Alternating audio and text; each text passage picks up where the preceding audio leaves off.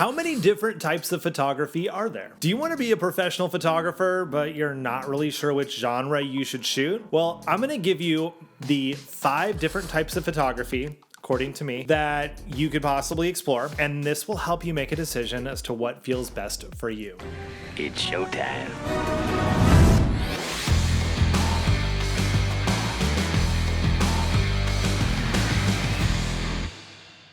Hello, I'm Mike Lloyd. I run a multi-6-figure boudoir studio here in Silicon Valley, California, and I love photography. I did not start shooting boudoir, even though that's what I'm known for now. I got my start doing fashion. Well, I wanted to do fashion, but I'm in Silicon Valley.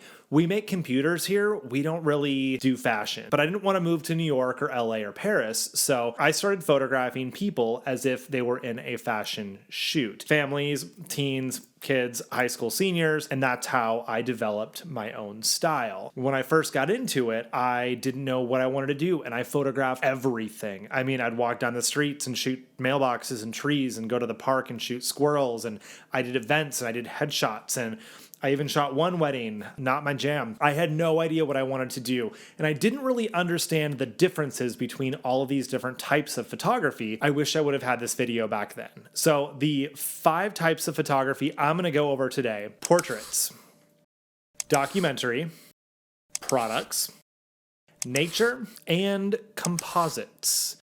You might be thinking, well, what about weddings? What about seniors? What about headshots? What about anything else? I'm going to break them down in these 5 categories, and then you'll understand why I've put them in those boxes. So firstly, portraits.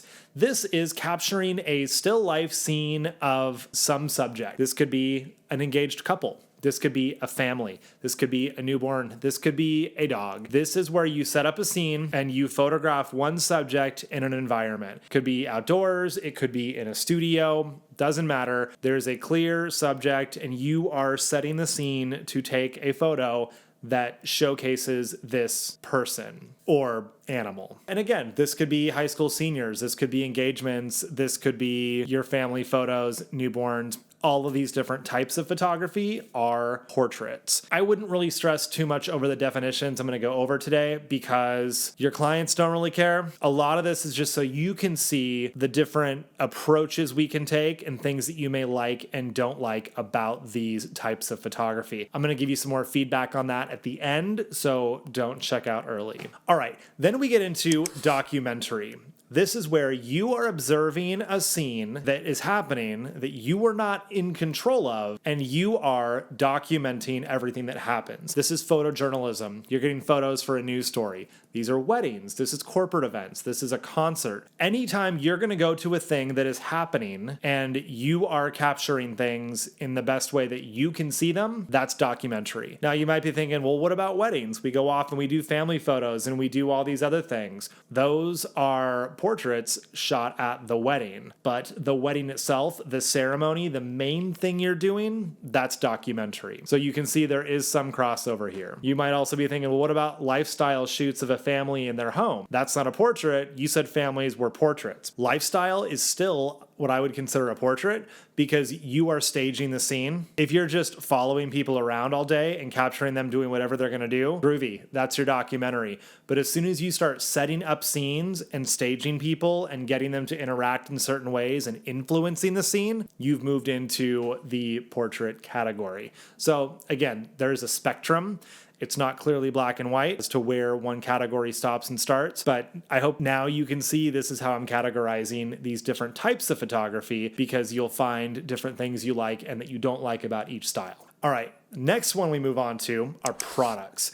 This is where an item is the focus of an image. And you're like, okay, well, yeah, if I'm putting an object on a table to photograph a plate of food or a new iPhone if you shoot for Apple or whatever else, great, put clothes on a mannequin. Those are clear product shots. But then we also have lifestyle product shots where you have 2 ladies having lunch at a cafe, but one of them has a fancy handbag on the table. That is a lifestyle photo of the handbag. So rather than the product being the only thing in the scene, it is part of a scene. I got to meet Brian Smith. He's the founder of UGG Boots. And one of the lessons he learned early on was rather than hiring models to wear Uggs, to put on posters, to advertise their stuff, this was like pre-Instagram influencer marketing, by the way. When they would do these shoots and these commercials, they weren't resonating with the audience. These surfers weren't buying these boots because originally lambskin boots were for surfers to wear to and from the beach in order to stay warm. But it wasn't working in Southern California because he took an Australian product, moved it here.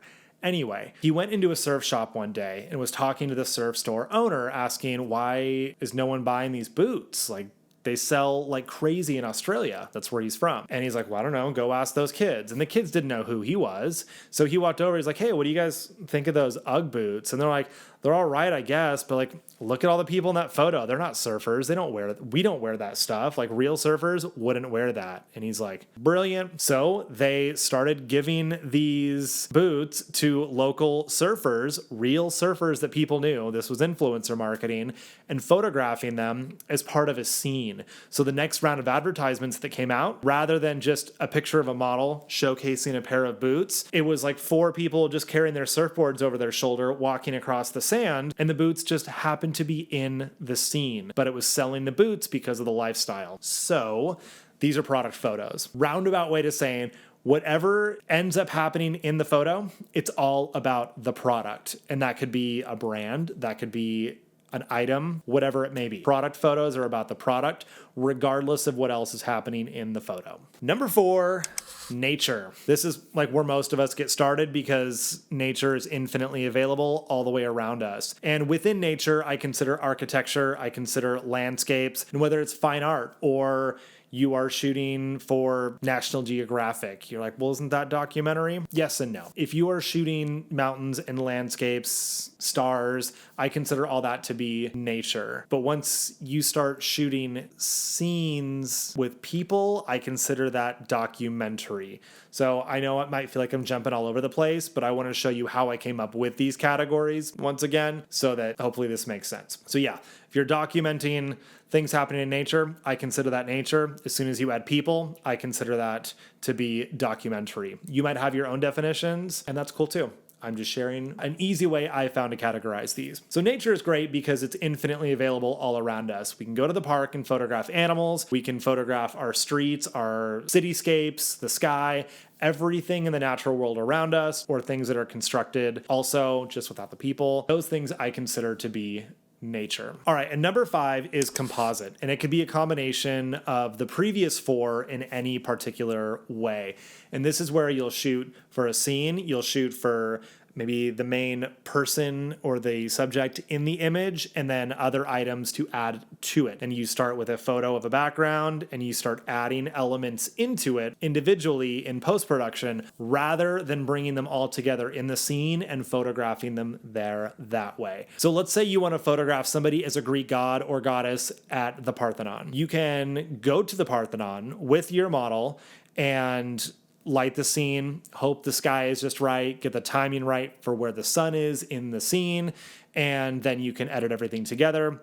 Super simple. Or you can get a stock photo of the Pantheon and you can photograph a model in front of a green screen or a white background and then just superimpose them into the scene. And then maybe you want horses in the scene as well, or whatever else happening. You can add things into the scene by compositing. Now, the reason I differentiate this compared to portraits or any of the other categories is because in the world of print competitions, we have separate categories for composite work versus non-composite work. It's still photography, but it's a different genre. Getting things right in camera and building your whole scene out is a whole different skill set than putting things together in post-production later.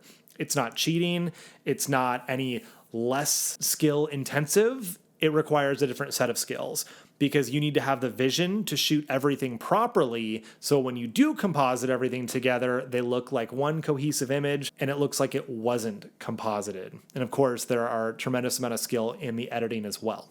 So that's why I consider it its own category, because it's a whole different set of skills and will compete differently in photo competitions. So there are my 5 types of photography that sum up all types of photography: portraits, documentary, products, nature, and composites. I'd love to hear your feedback on these categories, and if you think I was off on anything, or if you'd like to add anything to these, this would be a great topic of conversation. And again, we can all have different definitions of these things, but I think fundamentally the way you approach each of these shoots, the purpose behind each of these shoots dictates the category, and that's how I got to this point. So if you want to learn more about how to take your photography business to a point of profitability, or even where to get started, I have a ton of other videos for that. Whatever category you decide, you can monetize with videos like my top 5 favorite ways to get clients in 2022, or how to grow your photography business to 6 figures. And if you want just a step-by-step hand-holding walkthrough, head to boudoirguild.com and you can join the membership site there. You are amazing. I'll see you inside.